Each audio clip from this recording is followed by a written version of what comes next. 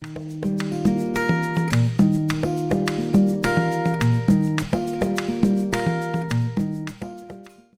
back to that conversation. Today's going to be a little bit different. This is going to be a little bit more about a conversation I'm having with you, the audience.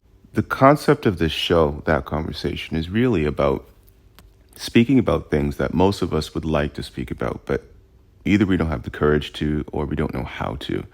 But it's necessary conversations, nonetheless. What I wanted to speak about today is why we're afraid to speak. It's sort of interesting where we are in this time period of life, where we are as a society, where many of the things that we actually want to say, we don't say out of fear of consequence or out of fear of being judged. And so oftentimes, what and who we really are is not really revealed. That's quite sad that an open dialogue or having conversations can land you in hot water no matter what you say. And I wanted everybody to really think about that. What a trap that is, and what freedom really means. And we're not talking about hatred, we're just talking about opinions, right? Somebody's side of things.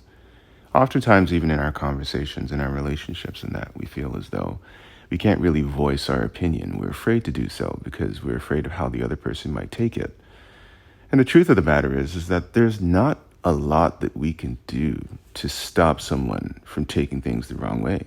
And oftentimes, especially now, we tend to lean towards taking it in a negative manner before we take it as a positive, or we take it as criticism that is helpful or that's useful. How many times in your relationships, whether it be with your mother, your father, your sister, your brother, your partner, do we see criticism as a good thing? How many times do we give the other person the benefit of the doubt that what they're saying is coming from a good place, or that they're actually expressing themselves and we want to hear what they have to say? In our communication, how many times have we had preconceived ideas of what it is this person's trying to say, not listening at all, and thinking about our response? On this radio show, we have the privilege of speaking about things that happen in society, happening in our Cumberland County region, Nova Scotia at large. It's such a privilege to do that, to share and to have these externalized conversations that most people wouldn't have internally. And even in doing that, there's a possibility that someone may be triggered or offended. But yet still, it's courageous to do so, because I think that's when we have a chance to really learn one another, and we have a chance to actually see somebody else's side of things. And I would challenge everybody, in Cumberland County, to think about what it would be like if we weren't allowed to speak at all, to live in a place where we were completely neutralized, where we weren't allowed to have an opinion. And if we did have an opinion, that we'd be punished for it. And then think about freedom and how it's the opposite of that. Facebook, social media, all these things were probably meant to be good things. Socialize, to share pictures and photos of families and trips and music and interests and art and all these great things. It could be used for good. How has it been used for such evil to the point where social media seems to be a negative thing? So many people are traumatized by what they see on social media.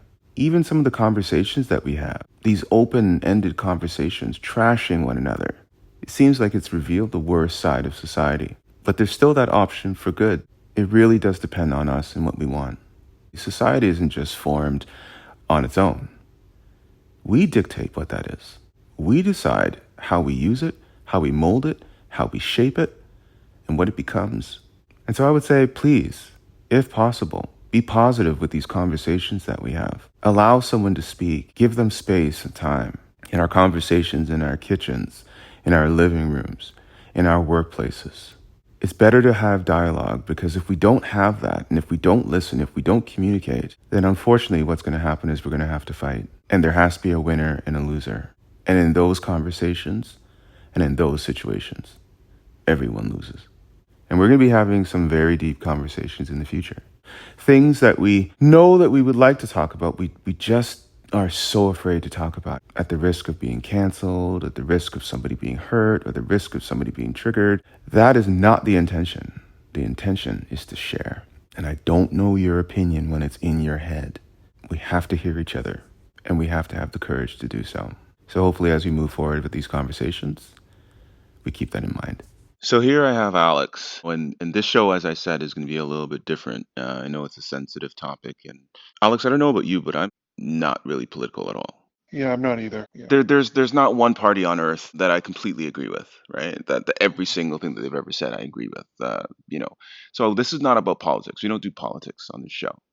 Right. But something did happen recently where someone that had an opinion was gunned down, Hmm. and many people have opinions on it about what this person used to say versus what they didn't say and all this other stuff. And I truly didn't really care too much about what somebody says in their opinions, because it's their opinions. If we don't like it, then we're free to not like it. It's our opinion Hmm. as well. What got me about where we are in society right now is the limits that we're willing to go to silence someone. And I'm not speaking about any side doing it. I'm speaking about the fact that people are starting to become okay with it.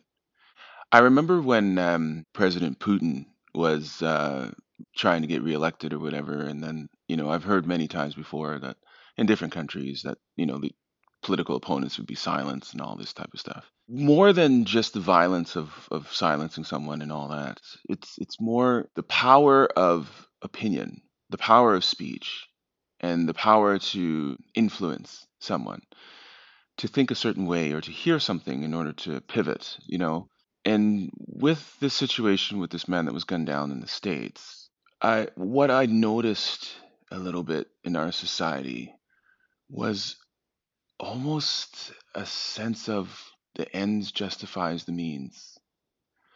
And for the first time I saw in North America this mentality that it might be okay to do this, depending on what this person says.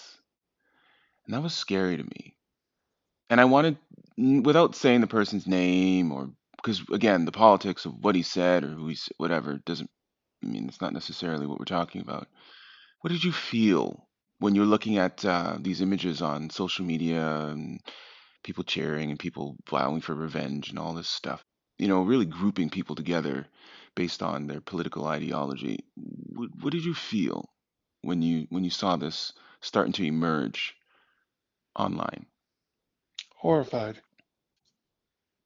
I can say with certainty that it is my belief that violence of any kind is never a answer to communication, the silencing of communication.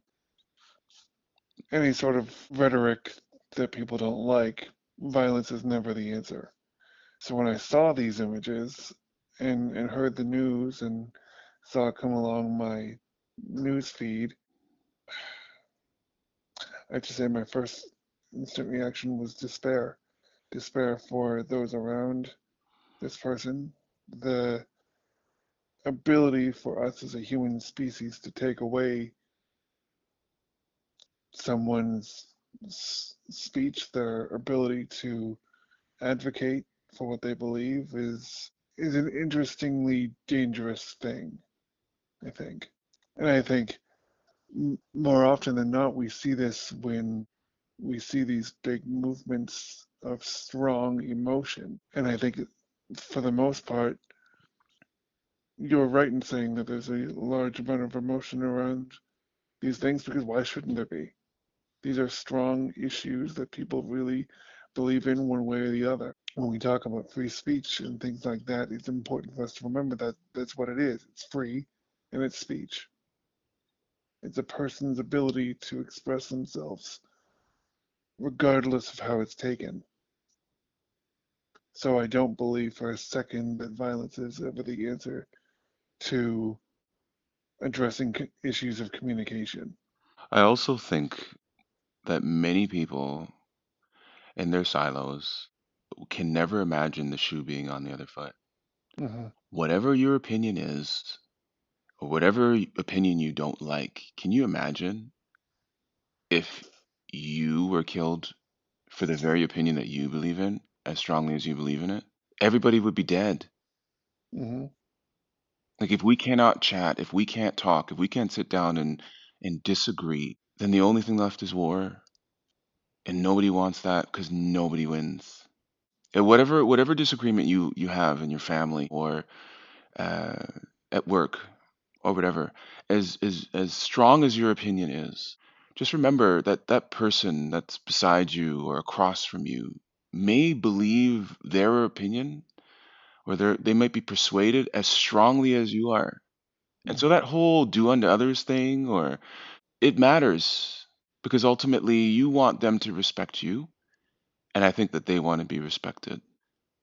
And I think we're losing that. I think there's an era of self righteousness coming our way where everybody thinks that they're right. And if someone has a different opinion than them, that they have to be wrong. And if they're right, then they're good. And the person that doesn't agree with them has to be evil. It has to be my way or else. And that's something that really percolate in society these days.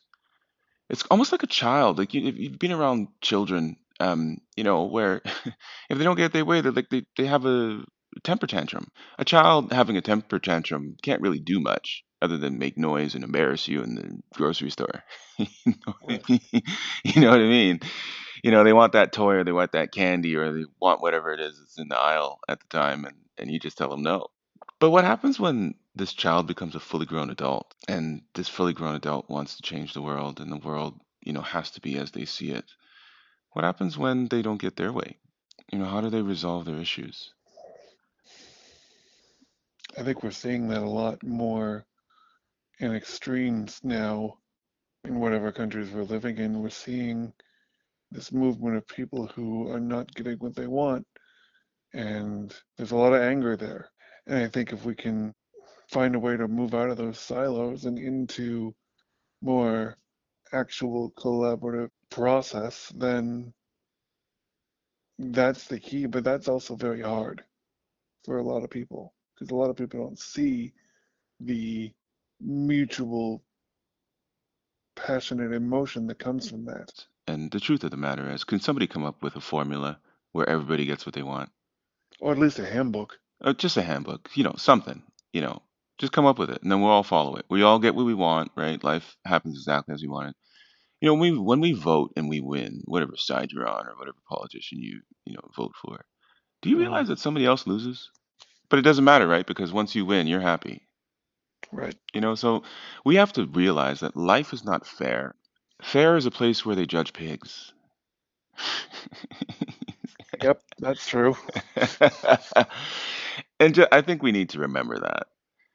We need to learn how to deal with disappointment, how to Hmm. deal with, maybe things not going our way or people having a different opinion.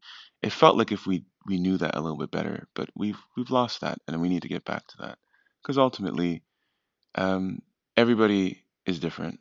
We all have different opinions and different needs, and we're grown-ups, and we have to do grown-up things, and Hmm. it's not easy, but ultimately, it's necessary. I think two things that are incredibly important, sort of to sum up, are that for one thing, life knows what it's doing, and it wouldn't put these struggles that all of us face in front of us if it didn't think that we can handle them.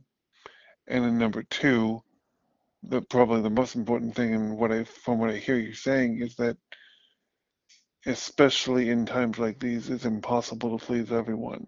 But we shouldn't revert into only pleasing ourselves. And if we're talking but we're not listening, but we're not listening, then we're also not doing our jobs. Then we're also not doing our jobs. And I'm not talking just like employment wise, I'm talking about our jobs as humans. Mhm. Yeah.